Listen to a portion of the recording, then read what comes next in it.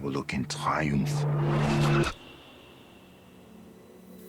at my enemies. That's Will Smith starring in Emancipation. The film is inspired by the real-life figure Whipped Peter and his journey from slave to soldier at the height of the U.S. Civil War. At the film's premiere, Smith told reporters Emancipation was not just another slave movie, but a film about freedom. For more, let's bring in CBC senior entertainment reporter Eli Glasner. And Eli, a lot of interest in this first Will Smith feature since that infamous Oscar slap. And we'll get to that a little later. But first, let's talk about the movie. Where does the story begin? Well, it really begins, and as you said, it's inspired by this historic photo, Whipped Peter. This was a real person. His name was actually Gordon, but this was very much a photo that came to symbolize the horrors of slavery in America. And you see this photo of this man who, his back, it looks like a cracked landscape. There are so many scars from so many whip marks. And so this is our main character of our story, this Peter, as played by Will Smith, and we meet him with his family. And from Haiti, he speaks with that Cajun accent. He's a very religious, spiritual man, even though he finds himself working as a slave with his family on this plantation. Still, he believes that God has a greater purpose for him and the people that he loves, but he's taken from his family, forced to build a bridge for the army, and that's when they hear that Lincoln is freeing the slaves. The Emancipation Act has come, so he needs to escape, needs to get back to Baton Rouge to get to his family. But there's Jim, and Jim, played by Ben Foster, there he is. No one is better at sadly hunting down escaped slaves. He's a very quiet man, but he's very good at his job. So those are your two kind of poles of this film. Let's take a closer look. I must get to my family.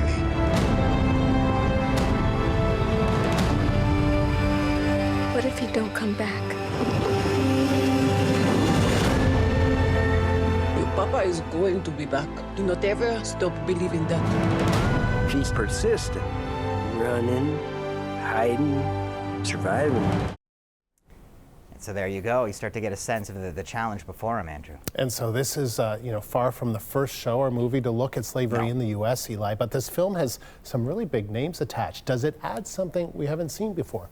I mean, in a way, yes, but I'm not quite sure if this is the treatment that we need for such an important topic. I mean, I think of some remarkable series like Underground Railroad. I think of 12 Years a Slave, which I still consider a cinematic masterpiece. Now, this comes from Anton Fuqua. You know him from really like action films like Training Day, The Equalizer with Denzel Washington. Now, you see, for this story, he's chosen this kind of palette that's mostly black and white with a little bit of color. But if this film is anything, Andrew, it is not so much a story that's looking at the horrors of slavery in America at this time. It is a survival story, and it is, frankly, an action film. Will Smith's character, Peter, is on the run, and it's almost like, one of those endless running video games where he has to keep going and keep going. And so there you see the photograph that I spoke of, but it's so much more than that, and a lot of it is kind of the pitfalls and trials that he's trying to overcome, surviving in the swamp, wrestling with gators,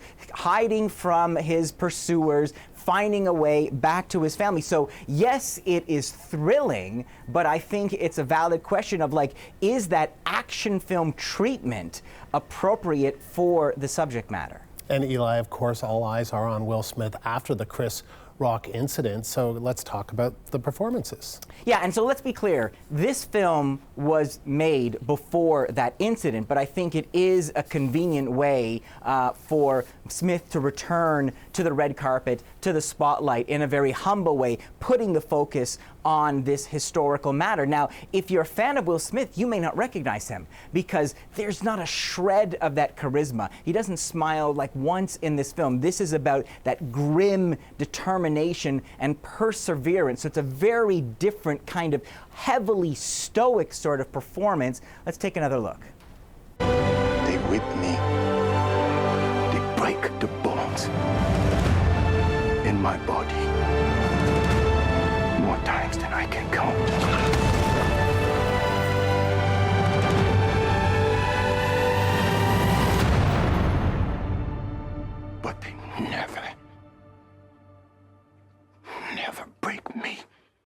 So undoubtedly, I think, powerful in some aspects.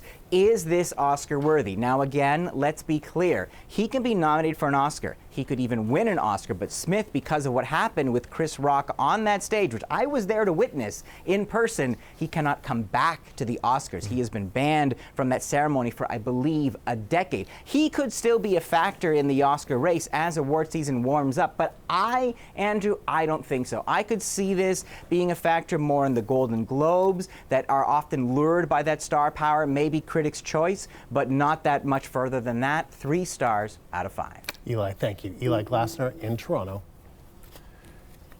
Coming up